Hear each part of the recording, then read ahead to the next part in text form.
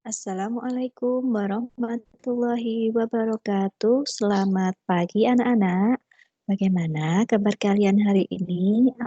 Apakah semuanya sehat? Bertemu lagi kita dalam pembelajaran di tema 1, subtema 2 tentang manusia dan lingkungan. Pertemuan 4 pada pembelajaran 5 dan 6. Seperti yang sudah Bu Guru sampaikan kemarin, bahwa hari ini ada pemadatan materi seperti biasanya pada pembelajaran 5 dan pembelajaran 6. Silahkan kalian ikuti pembelajaran ini dengan baik.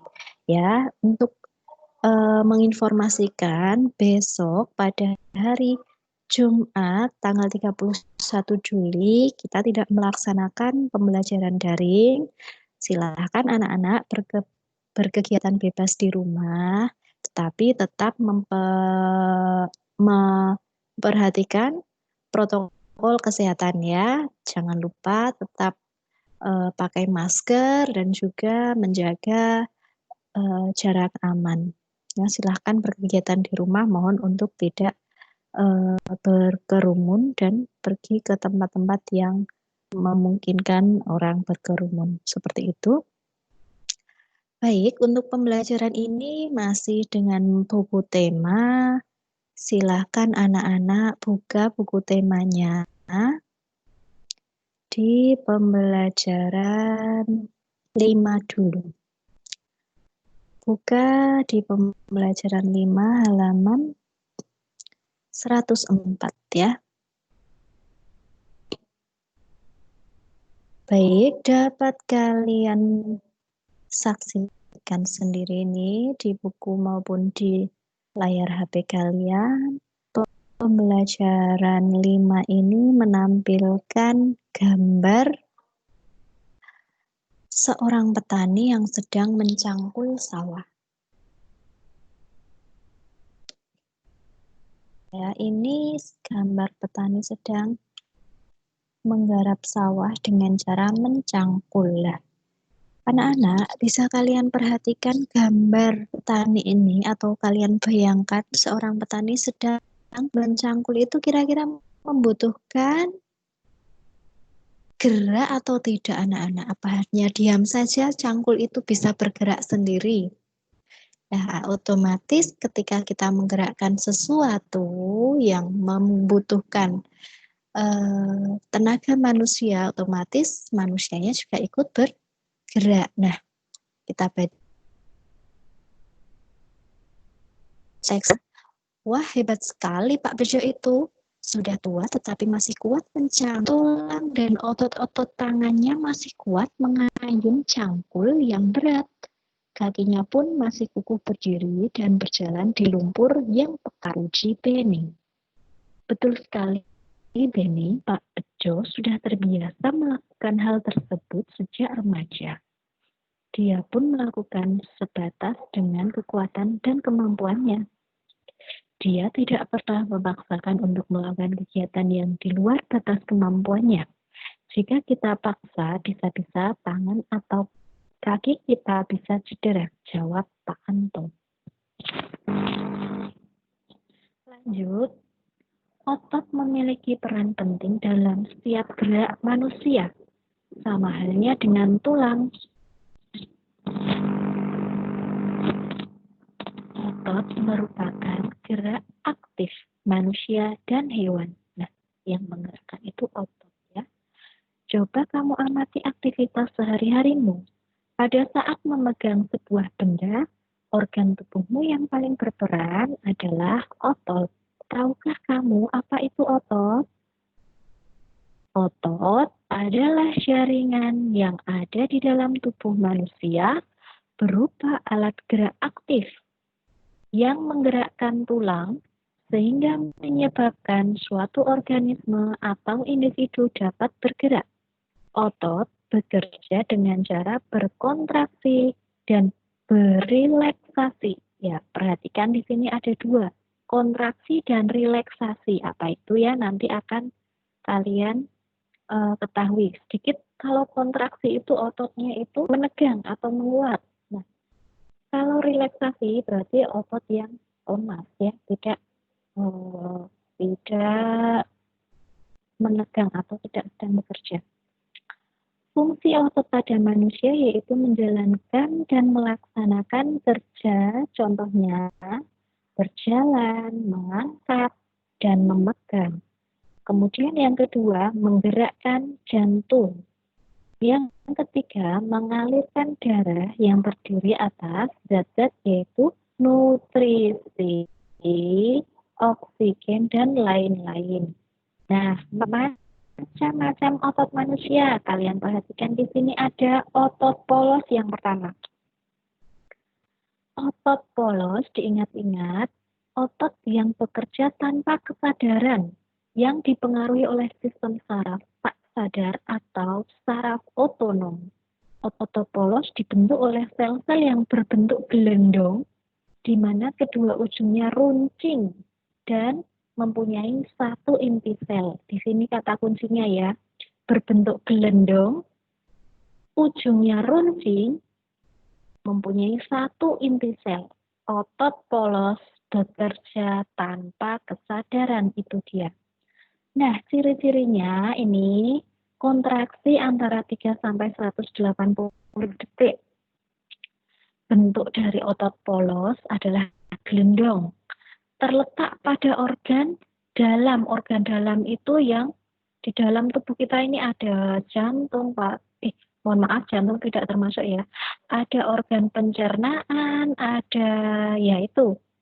Nah, memiliki satu inti sel yang berada di tengah. Pergerakan dari otot polos lambat dan mudah lelah, dipengaruhi oleh saraf otonom. Otot biasanya berada pada bagian usus, saluran peredaran darah, dan otot di saluran kemih. Ya, tadi di organ dalam kecuali jantung ya anak-anak, semua organ dalam kecuali jantung. Tidak diperintah oleh otak atau tidak dipengaruhi oleh otak, itu otot polos. Nah, untuk selanjutnya otot lurik ya, yang tadi polos di organ dalam, sekarang otot lurik. Otot lurik adalah otot yang menempel pada rangka tubuh manusia yang digunakan dalam pergerakan. Nah, ini untuk bergerak. Lawannya otot polos berarti otot lurik.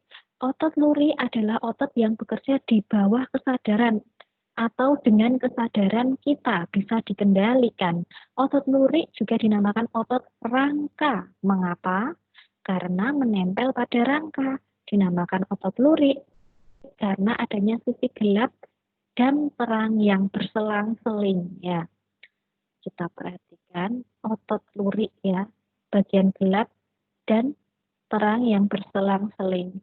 Ciri-ciri otot lurik biasanya berbentuk silindris dengan garis gelap dan terang, melekat pada rangka ya, rangka susunan tulang itu, kemudian bekerja secara sadar dengan perintah otak. Artinya otak yang menggerakkan, kita bisa menggerakkan, contoh gerakan menendang, lah itu ada kesadaran untuk menendang bola. Cepat dan mudah lelah, bentuk yang panjang dan memiliki banyak inti atau multisel, bentuknya panjang dan mempunyai banyak inti ya, berbeda dengan otot yang sebelumnya. Beda. Mempunyai pigmen mioglobin, inti sel berada di tepi. Ini otot lurik. Nah, yang ketiga, yang hampir sama dengan otot polos tadi adalah otot jantung. Namun ini khusus hanya ada di jantung. Berbeda dengan otot polos tadi, otot jantung bekerja secara terus-menerus tanpa istirahat atau berhenti. Otot jantung merupakan perpaduan antara otot lurik dan polos. Karena adanya persamaan yang ada pada otot jantung, misalnya memiliki sisi gelap dan terang, inti sel berada di tengah, itu yang sisi gelap dan terang ini sama seperti otot lurik tadi ya, dan inti sel yang berada di tengah sama seperti otot polos. Otot jantung berfungsi dalam memompa darah ke seluruh tubuh. Otot jantung bekerja di bawah kesadaran manusia tanpa sadar. Jantung itu pasti berdetak-detak tanpa kita sadari, tanpa kita kendalikan. Itu yang namanya di bawah kesadaran manusia ya. Saraf yang mempengaruhi otot jantung adalah saraf simpatik dan parasimpatik. Ciri-cirinya berbentuk silindris, bercabang-cabang, terletak di jantung, mempunyai satu inti sel berada di tengah, sama seperti otot polos, bekerja tanpa kesadaran manusia juga sama dengan otot polos, bekerja secara terus-menerus dan tidak membutuhkan istirahat. Ini juga ciri yang sama dengan otot polos, yang beda hanya yang tadi ya, percabangan dan bentuknya ya, dan hanya terletak di jantung tanpa berhenti ya. Anak-anak, kalau jantung kita berhenti otomatis kita sudah tidak bisa melanjutkan hidup lagi.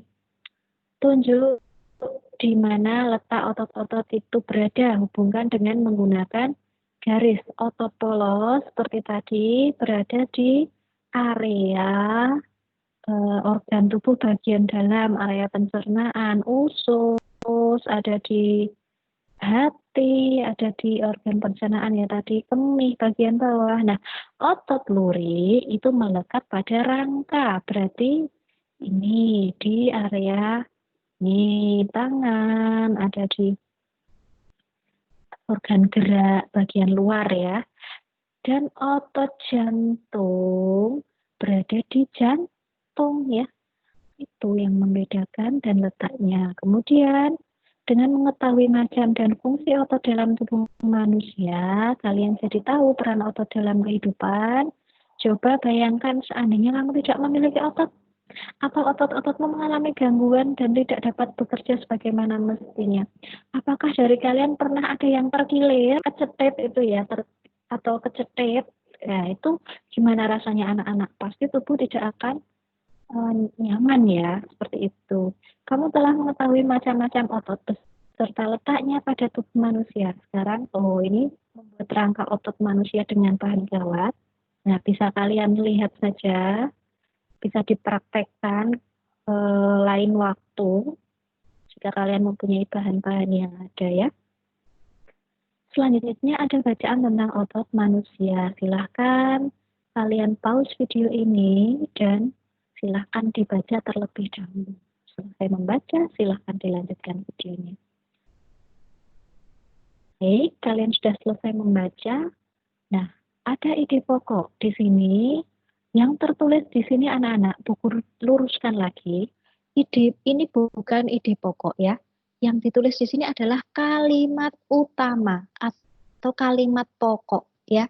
Kalimat pokok itu mengandung ide pokok. Jadi ide pokok itu lebih singkat lagi isinya. Kalau ini persis sama tulisan di teks, ini disebut dengan kalimat utama. Jadi anak-anak mencari kalimat utama ya ini ya, bukan mencari ide pokok. Ide pokok nanti akan dipelajari setelah kalian bisa mencari kalimat utama. Nah, itu cukup dicari secara lisan saja, tidak perlu ditulis. Nah, ini gambar cover bacaan di atas. Masih ingat pengertian dan unsur-unsur yang harus ada dalam cover anak-anak? Yang ada kalimat judul, ada penulis, ada penerbit, dan lain-lain itu yang sudah kita pelajari di materi sebelumnya. Agar menghasilkan gambar cover yang baik, kamu harus benar-benar memahami isi bacaan terlebih dahulu. Setelah itu, kamu harus menentukan terlebih dahulu desain background atau latar. Ada dua macam desain yang dalam membuat cover ini, yaitu cover dengan latar berwarna putih dan tulisan sederhana. Pada jenis ini tidak ada gambar yang memenuhi halaman, bahkan terkadang hanya berisi judul, nama pengarang, dan nama penerbit. Dengan demikian, yang nampak dominan adalah warna putih dan ruang kosong. Ruang kosong semacam ini dimaksudkan sebagai ruang yang lega agar mata tidak sesak dipenuhi oleh gambar. Ya, ini di cover tidak dipenuhi gambar. Oke, lanjut desain yang kedua. Desain penuh warna dan gambar pada jenis ini, bagian yang dominan adalah gambar ilustrasi dan judul. Selain itu juga disajikan permainan warna yang mencolok dan bervariasi. Warnanya mencolok ya, ini kuning ketemu biru gitu, sangat kontras sekali. Kemudian, nah giliranmu membuat gambar cover buku, buatlah cover buku dari bacaan yang berjudul Otot Manusia. Berkreasi bebas, silakan. Yang penting bisa menunjukkan cover itu merupakan